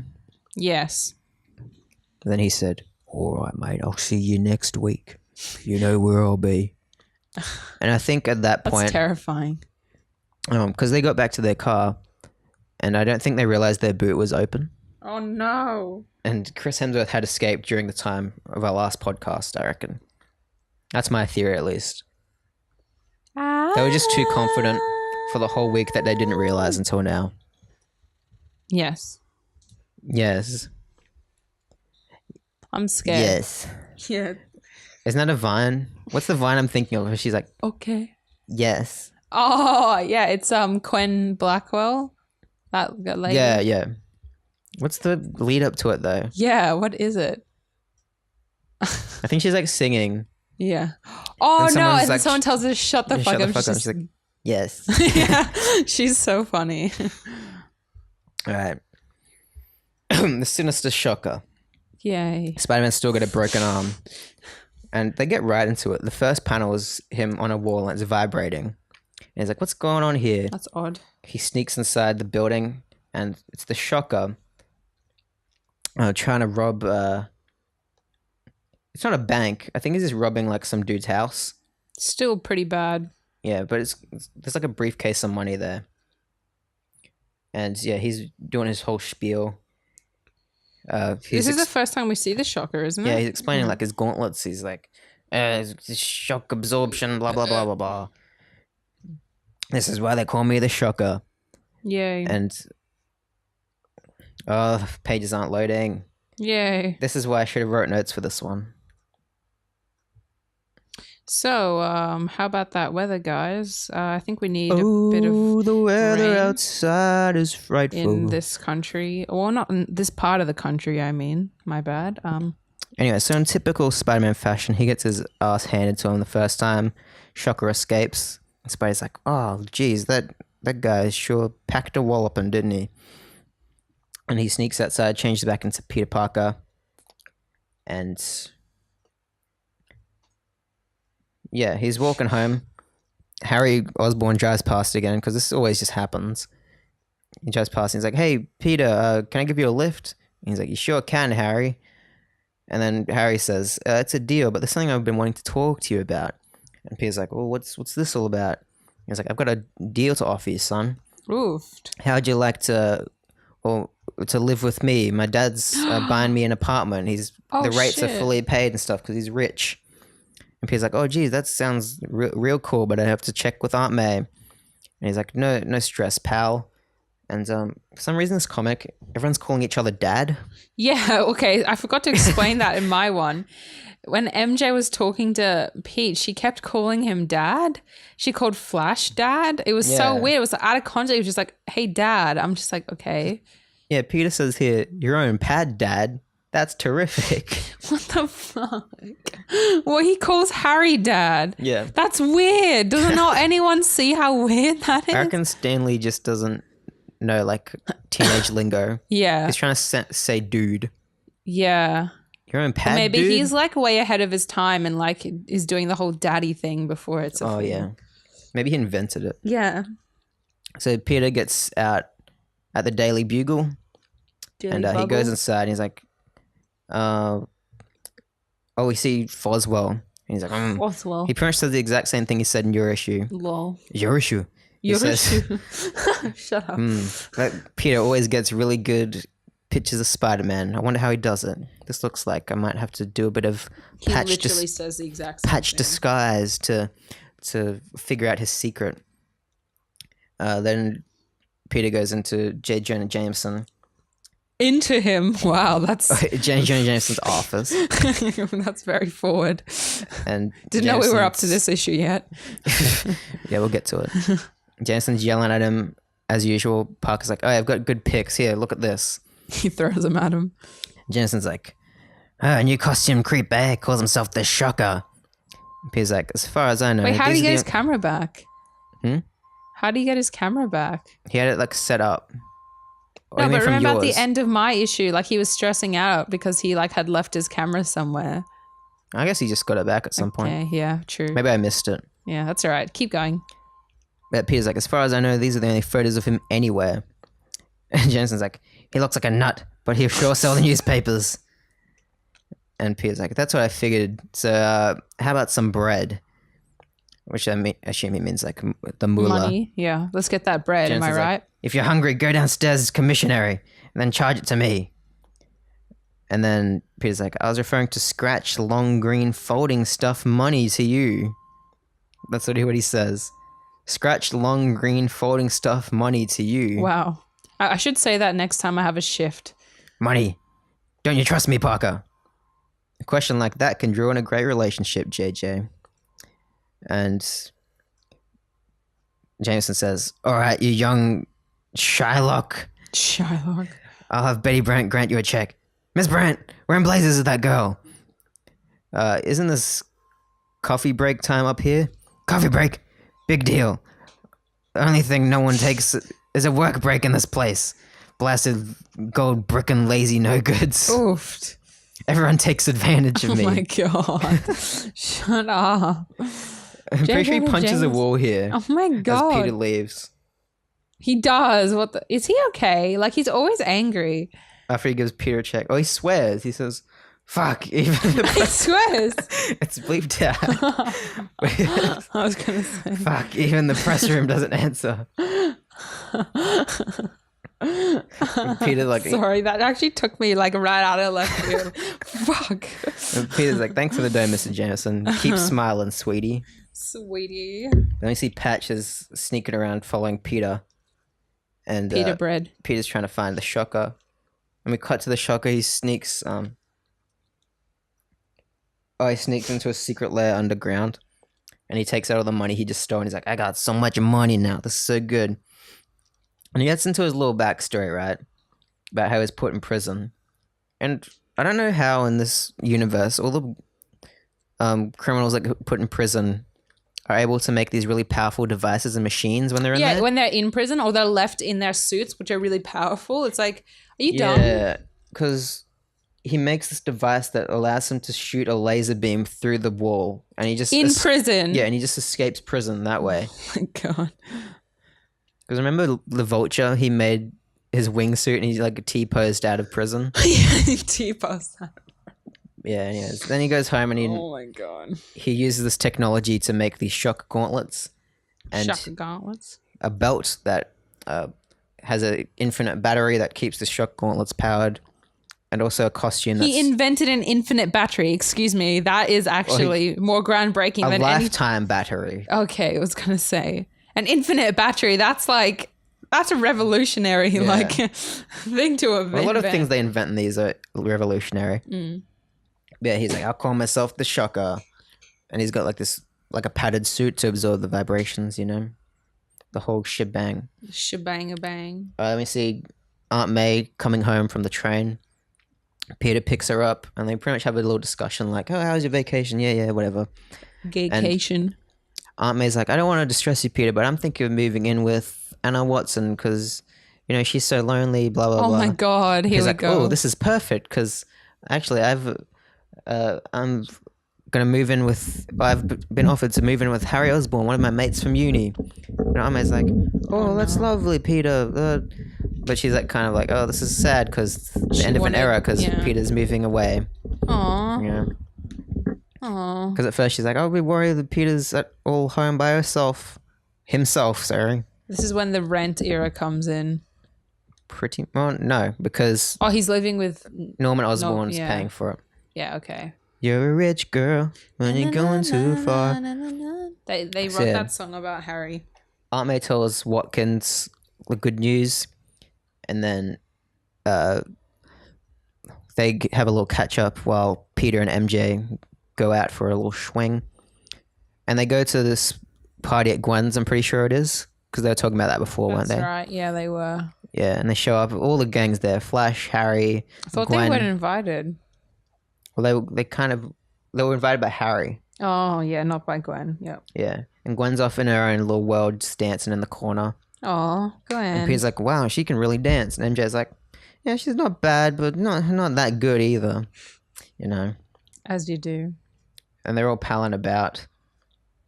Then,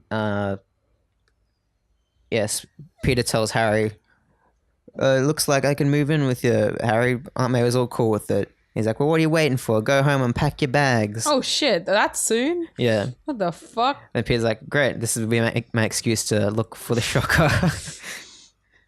I So he wish sneaks life was away. really like this. I know. It all happens so quick. Then Peter's sneaking away. And we see Pat. She's like, what's this Peter Parker character up to? Then he switches into the Spider-Man costume, but Patch is just around the corner. He's like, wait, there's Spider-Man. Oh. Where did shit. Peter go? Oh my god. Wait, how can I be so stupid? Obviously, Peter Parker is Spider-Man. I've put two and two together, and I'm the only one who knows the secret.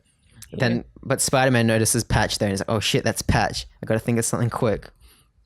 And have I ever shown you the clip from the Adam West Batman where the police commissioner calls him and Batman at the same time? And he has to do like a little, like, oh no. it's like, I'll put you on the phone with Batman real quick. So like, he's like, so Bruce Wayne, how are we gonna do this? And he's like, oh, I don't know, Batman. He's like switching between. This is what Spider-Man does right here. He talks to himself. That's so funny. Yeah, so around the corner, Spider-Man's like lifting his mask up and down. Oh, And he's going my- like, Parker, I told you to meet me here because I'm going after the Shocker tonight. Get your camera loaded and I'll wait for my call. Got it? You can count on me, Spidey. Wait, two voices. One Parker and the other Spider-Man. I was wrong. That's so stupid. As if you wouldn't be able to tell it's the same person. Well, I guess it's like, no, Mendo and Bana were actually here. I was about to say something. Yeah. Don't worry. Maybe, do you reckon he's putting on a voice as Spider-Man? Oh my god. Yeah. What voice do you reckon he's doing? A British accent. I remember I got 50% in the money you received for selling the pictures. Don't worry, you're the only one I'm not about to start cheating. And what he does here is really elaborate. He makes like a puppet of Spider-Man with the costume. He's like, What? How does he have the time to do fucking that? He's like, you didn't tell me where you're going, Spidey. He's like, nuts. He's always swinging off without answering. He props up a dummy of Spider-Man, like pushes him away. What? I don't know how that works. Yeah. And Patch is like, oh, I'm an idiot. I can't believe I thought Peter Parker, that stupid teenager, was Spider-Man. But then he changes back in the Spidey costume, and very conveniently, he walks past a police officer that's like, we've located the Shocker. He's, what do they say? Better seal off the sector down at, near the Federal Reserve Bank. Federal Reserve Bank. Issues full of Deus Ex Machinas. And Spider-Man's like, whoa, that was very convenient. So he goes to the bank. Shocker's there, about to break open a vault. And he starts knocking down pillars as the Shocker does. And they get into a tussle. It's typical Spider-Man fashion. And yeah, the fight's not that interesting. Stuff falls over, vibrations happen. And I guess the way that Spider-Man defeats the Shocker is he just webs up his gauntlets And he's like, oh, I can't That's use them it? now. And then he socks him real hard in the face. With a sock as on his Spider-Man hand. does. Yep. And yeah, that's how he defeats Choco. He webs his hands and then he punches him in the face. Nice. So clever. Good job, Spider-Man. And he webs him up in a little sack. He's like, you'll be nice and comfy for when the police arrive. He collects his camera with all the pics. And then we get a little sad ending here. Well, it's a bittersweet because Peter wakes up the next morning. He's like, oh, I'm so excited to move in with Harry. I woke up before my alarm. This is great. And then he walks out. Aunt May's crying because she's sad. She's like, oh, no, my baby Aunt boy May. is moving up and he's moving out. And she gives him like the little like aunt talk. So She's like, sad. promise you'll phone whenever you can. Come to visit whenever you can. Make sure you're always eating properly and wear your sweater when it gets chilly. Oh my God, Aunt May. He's like, it's all right, Aunt May. I'll be all right. Don't worry about a thing. And remember, no more touch football or karate practice for you. Because remember, he used to say that a lot. It's pretty cute. And then the last page, he rides off on his motorbike to Harry's house. Or Harry's apartment. And he's like, welcome to the pad, lad. He doesn't say dad, though. He says lad. But then the last panel, suddenly Peter's real sad. Oh, He's like, okay. I've got everything I want, but why does it just feel wrong? Spider-Man's such a burden on my life. Oh no. Blah, blah, blah. Actually, I forgot to mention how he got out of the cast. Or not the cast, the sling. Oh yeah, I was about to say, isn't his arm supposed to be broken? Yeah, there's just one bit where he's like, oh, my arm still hurts, but I guess it's fine. And he takes up the that's it. sling. He pulls a Dwayne Johnson from Furious 7. He goes, Daddy's got to go to work. He goes, remember that bit? No. You don't remember? Oh my god, that's one of the best bits in movies. Literally. In movies in general. Yeah, because remember he breaks his arm at the start because Jason Statham beats him up real good. I think so. I don't remember movies, Mike. Okay, so he gets his arm broken at the start because Jason Statham beats him up, which is very unrealistic. I feel like Dwayne Johnson versus Jason Statham. Maybe he was just like letting him do it because he just felt bad for him. And he's put in hospital for the whole movie Oh. until the third act, where he looks on the news and like shit's happening, and he's like, "Daddy's got to go to work." He stands my up from the God. hospital bed and goes out of his cast and goes into Out action. of his car. Yeah, he flexes. Rips off his car. He doesn't rip it off. He flexes and it bursts open. When that happened, I was like, How come I don't remember that? and his arm's not hurting for the rest of the movie. He like picks up miniguns from helicopters and like. It's What the fuck? a great flick. So, yeah, what do you think of the Shocker? Herman Schultz himself. He seems bland at the moment, but I'm sure later down the track he'll become more interesting. Nah, Shocker's always kind of bland, but that's why I like him. Oh, okay. He's just kind of like a little crook. He's like a C-list Spider-Man villain, you know? Yeah. Or maybe B-list. I'd say C-list is like the looter, Yeah. And those mafia guys. the enforcers. Mm-hmm. Yeah. They're actually more well-known than I thought. Really? Yeah. Or amongst like people who know stuff. I don't know. Good job. Yeah, what was your favorite issue? None of them. None of them. That's what I said last week. And you're like, oh, you can't say that. The one I read. The Lizard, part 1. Yeah. Because I read it. That makes it better. Yep. No, I think I prefer the Lizard part 2 out of all of them. I don't know. Yeah, maybe you could combine them into one. Yeah, the Lizard then. That was my favorite one. That's fair enough. We're We're approaching I like the part in the Shocker where Aunt May cries. we're approaching the golden era of Spider-Man. We really are. We've got the MJ, Gwen, Harry, Conflict. Peter dynamic. Yeah, no, I realized when it was at that scene in the Lizard where they were all at the cafe, like having fun and talking to each other. I was like, wow, it's really happening. Yeah. I love how their little friend group is just like those guys. Yeah, it's cool. Pretty neat. And yeah, I guess the Harry and Peter moving in happens in the Raimi movies as well. Yeah, Remember it that? does. Yeah. Yeah. They brush over it real quick though. Like they don't introduce it. It like cuts and they're living together. A lot happens in those movies. Yeah, especially that first one because it's the origin story and then it's a whole other Yeah. thing too. Good flicks. So, here comes Mendo. He's gonna sign off for this week. Okay, guys. We ran around the block and we couldn't find any sign of Hemsworth or Pine. Actually, we saw Pratt as well before. Did I tell you that? What? You didn't tell me that. Oh, yeah, he told me. Yeah, I came in before because I was excited for the whole commentary track. Holy shit. Yeah. Okay.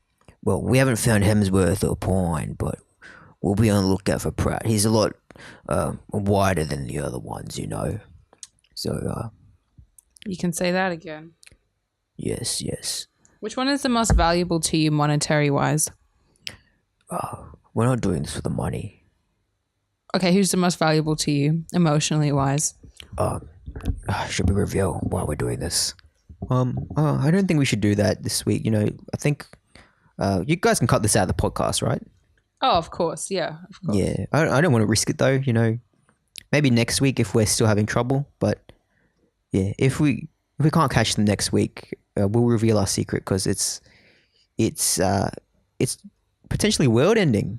Oh, wow. Yeah, it is. Ending? It's a real serious cause. We got to get all the Hollywood Chris's in one room.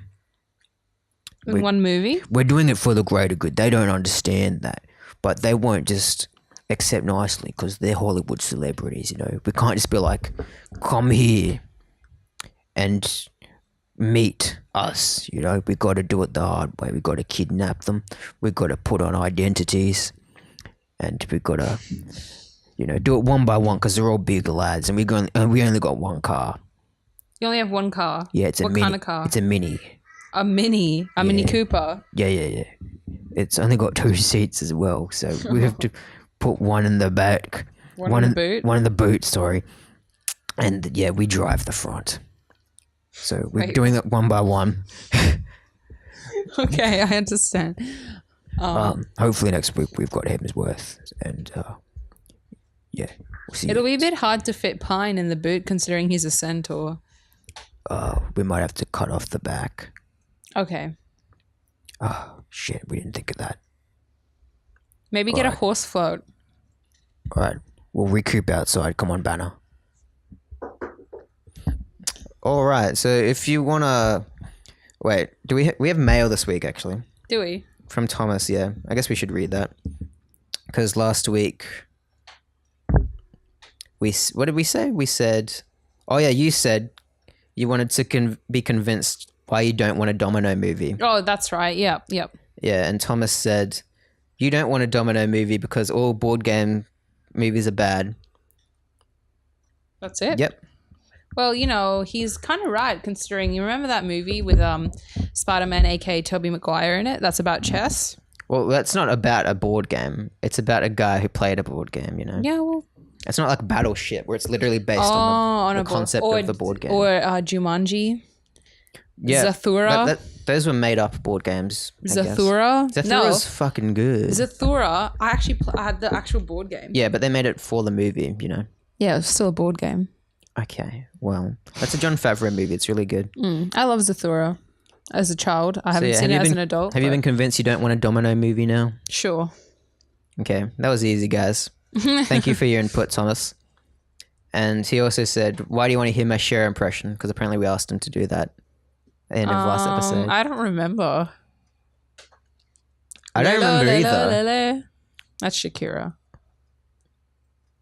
Yeah, he didn't send it in. He just said, why do you want to hear my Cher impression? Okay. So, you know. Actually, no, I did reply to him. That's right. I said, we just know how much you loved Mamma Mia, Here We Go Again. Oh, because that was his favorite movie of 2018. Yeah. Of course. Actually, no, it was his most anticipated movie. Sorry. Really? I don't know if it was his favorite. Yeah. Wow. Well, he did like a goof in his anticipated video. He's like, and number 1 is Mamma Mia, Here We Go Again. And he like did like this whole spiel. And because it was in Norwegian, I didn't know if he was joking or not. But he's like, actually, no, I don't know if he was joking.